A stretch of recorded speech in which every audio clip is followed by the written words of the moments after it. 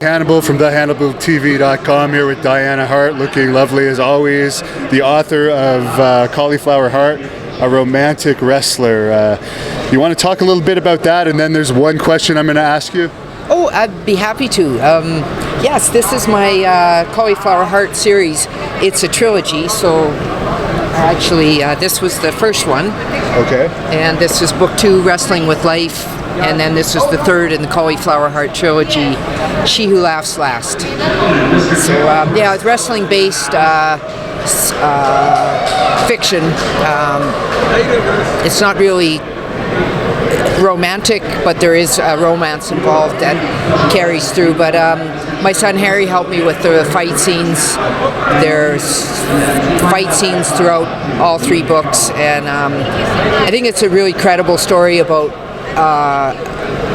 wrestling. And the whole thing with Cauliflower Heart is that you have to have the heart to earn the cauliflower ear. It's sort of a play on words, but I didn't want to call it Cauliflower Heart, H-A-R-T, because people would possibly assume that it's my story, and it's not, it's fiction.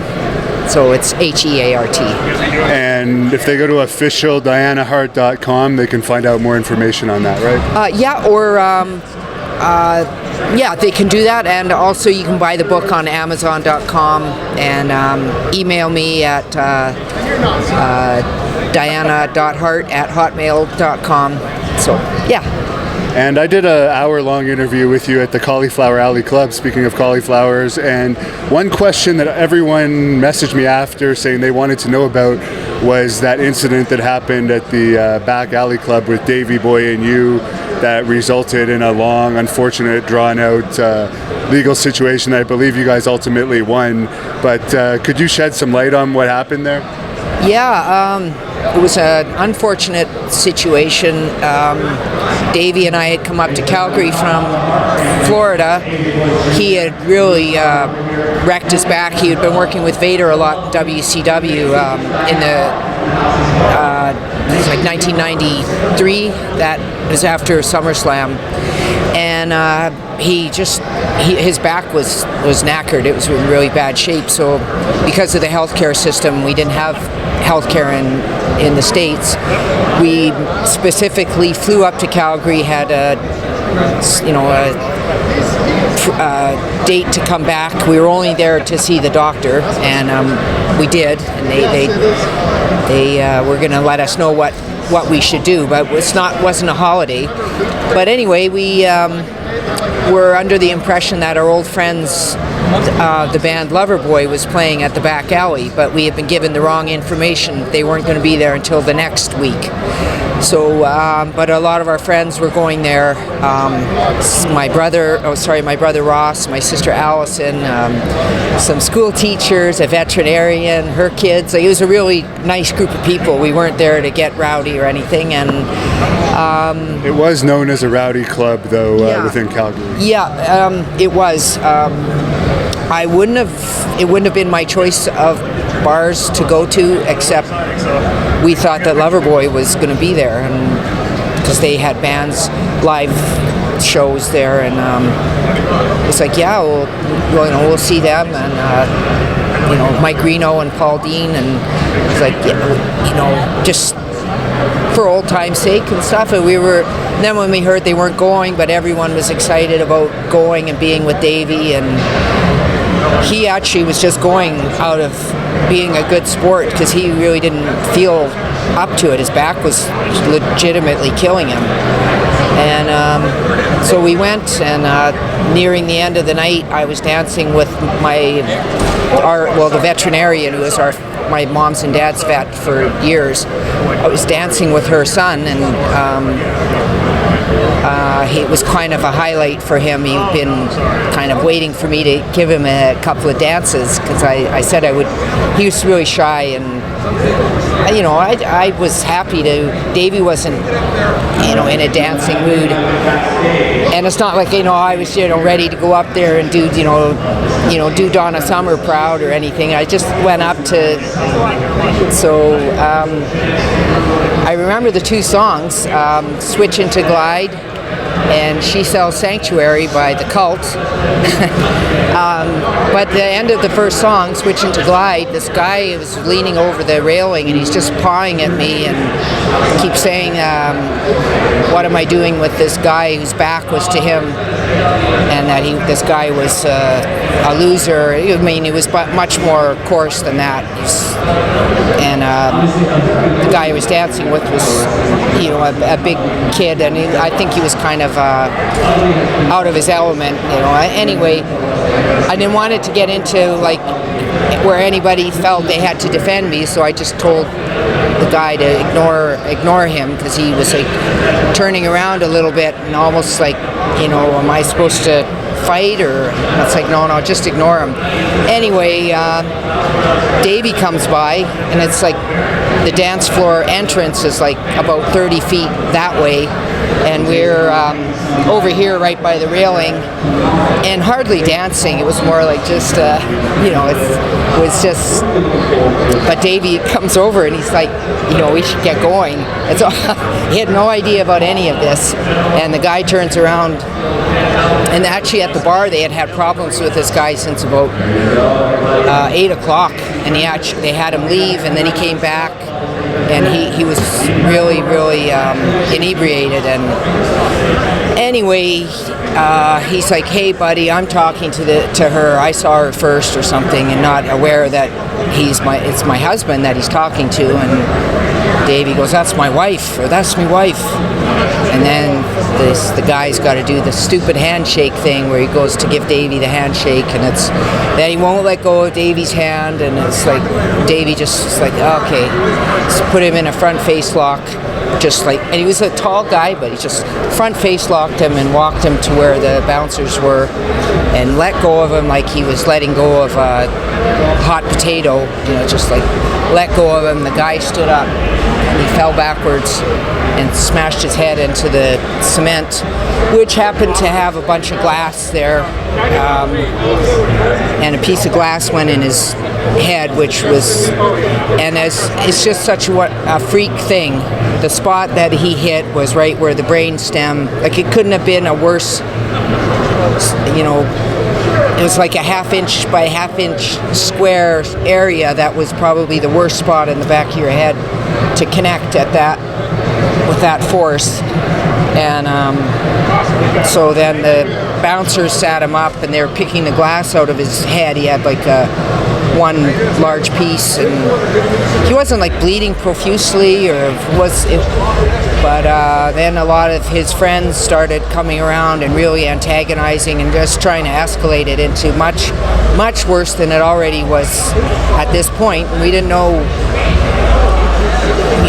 anything. Like, I didn't know that he had smashed his head that hard. And so the Grant McReynolds, who was the head bouncer at the back alleys, said, you know, I think he's going to be okay, you know, just let's get him outside. And they took him out in the back, literally the back alley of the back alley, and an ambulance was called, and then this guy's friends were just like swarming like a bunch of little mosquitoes, and like screaming, and finally the ambulance got there, and Grant said, you know, you guys just go, you know, if I need to reach you, where are you? And we said, we're staying at BJ's, my brother-in-law's gym, with my sister Georgia and BJ, and our kids were there, and we went home, and then I didn't hear anything until Christmas, and I called to wish my brother Brad a Merry Christmas, and he goes, did you know I was going through customs, and there's a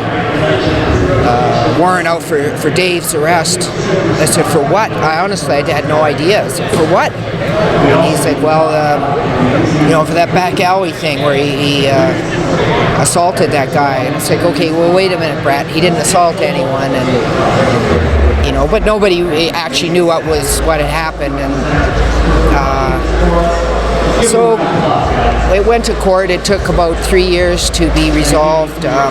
Ridiculous things. Was like a huge amount of bail. It was like a $250,000 bail, and then they wanted $75,000 of that as an surety bail, because we couldn't come up with that kind of money. So my dad put up some of his land, and then they took a portion of that as they put a lien on that for the bail, like a lien. So if we were ever to sell the property, or my mom and dad were to sell the property, they would take the money out before they, if this had dragged on longer than what it did. And anyway, at the end of it all, when the judge, we went with a judge, and the judge determined without a doubt that if anyone had been assaulted, it was me and Davey. He said, this guy had no right to be grabbing Davey's hand, and and they had no right grabbing me. And it wasn't like he was just he was trying to grab me, and he's being unfortunately, I don't think he had any idea of what he was doing, because he was quite inebriated. And we had Elaine Hepner was our lawyer, and he had everything so scientifically covered. I mean, he didn't leave anything to chance or to an assumption, because what the prosecutor, Gary Bilecki, was trying to portray is that this big wrestler assaulted this kid, put him in a coma, and apparently he had no short-term memory after this. And the big bully wrestler. So if you went with the jury, that would probably be an assumption. So anyhow, Justice Waite was the judge, and thanks to we had one of the top doctors in Canada, maybe probably would rival any doctor around the world in this field, about how much alcohol you can drink and how it affects your ability to clot, like for blood to clot, and your decision making and your ability to your balance is so bad. And this guy's alcohol level was so high, and they did have that as a fact. They had to take his blood when he got to the hospital. He had so many millimoles of alcohol. It was just amazing that he was even standing before any of this happened. But luckily, well, I don't want to say luckily, we won that. We proved our. It was.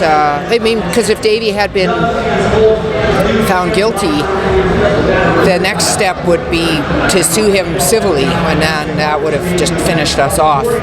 But the way it ended was there was no jail time. That also would have been if he had been found guilty at that point, he would have. Well, we would have had to counter it and then keep going with it, but and he wouldn't have been able to wrestle in the States anymore. They took his passport for this, and nobody really wanted to promote him, because they weren't sure if they put him into anything big or invested in him, was he going to be around. And also, they were kind of at that time, WCW was a little bit tentative about we don't know if this is good for our image. And so basically we were out of work, and Davey ended up doing his own tour in England for well over a year. So we were over there, and I was quite proud of Davey for doing that. I mean, I don't know of that many guys that when they get into a situation like that, they're going to just start their own promotion. But he did that, and we ran a little office out of his mom's and dad's house, and Harry and Georgia were with us. And I remember driving in, it's hard to imagine blizzards and snowstorms in England, but they were, because we were there for the winter. But driving all the way to Keighley, where Wuthering Heights was, and where Davey's family was on the other side. These long road trips, and Aberdeen, and it's just really far away from where Davey's house was. But it was an unforgettable time, and I was proud of Davey for how he recuperated. How he regrouped, because I don't know of anybody that has ever done that. You know, he was so determined, and he was it was a terrible thing. I mean, I feel really bad that it happened, but if this guy hadn't been bothering me, which Davey had no idea about, and I think that was what the prosecutor was trying to suggest, was that, well, the thing was, they said that I was dancing with him, and I wasn't dancing with him. He wasn't even on the dance floor. He was on the other side of it. I was dancing with another guy, and this guy was teasing the guy I was dancing with, like really heckling him. But the way the prosecutor was, it's like I was dancing, like, you know, like some sort of erotic dancing with this guy, and Davey got jealous and flew into a rage, and we were all drinking, and it's like, they said, you know, we have all these wine coolers, and then there was like 15 Diet Cokes. It's like, yeah, I was the one drinking the Diet Cokes. I said, I don't drink, and and they were like, oh, like all of a sudden this image they had, like the wrestler and his, you know, crazy wife, you know, she was out there doing some sort of, trying to get attention on the dance floor or something, and it's like, I hardly even know how to dance, and I hadn't been drinking. I don't drink, I mean, I drink wine now, but at that point, I was like super straight. All I would drink was Diet Coke ever, for, I don't know, right up until I was about 40 years old. I really was kind of arrogant about this health regiment I had. But I mean, I was so grateful for Alan Hepner. He was such a good lawyer, and then the people that, like Grant McReynolds, the bouncer at that time, he was one of Canada's strongest men, but he also was a geologist. He wasn't just some big thug. It's like somebody assuming that you're just Devin, the big wrestler, but you know, you talk to you, it's like, well, Devin's really, you know, you're very intelligent, and you know, I've had to deal with the same thing, so I know exactly what you're talking about. And finally, you gave us a great detailed answer on that, but you're here because your brother Owen is going in the Hall of Fame. Do you want to say something quickly about Owen going in the Hall of Fame to wrap this up? Yeah, well, I think Owen would be so delighted. My mom and dad would be so proud. I saw the Hall of Fame yesterday, and I was impressed at how well done it is. And Owen is in the best company with all the people that have been already inducted. And this year the class is Bruiser Brody, Dan Severn, Owen. There's 3 other wrestlers. Those are the 3 main ones, and you couldn't ask for any more legitimate people than that. They were all legitimate athletes. Oh, I know, and I just think it's a wonderful event. I hadn't been here before. I drove down with my brothers, and my son Harry flew here from his grappling, and Harry had just won the Billy Robinson, the heavyweight tournament. Is the first one that they've had. And I noticed Billy Robinson has already been inducted into this Hall of Fame. And then Dan Gable, well, I was watching some of his videos from the Olympics and high school, and Lou Thesz and George Tragos. It's just, it's such a prestigious place to be, and I'm happy to be here. Excellent. Well, congratulations again on Owen Hart getting in, and everyone go to officialdianahart.com to buy some of her books. Thank you very much, and congratulations.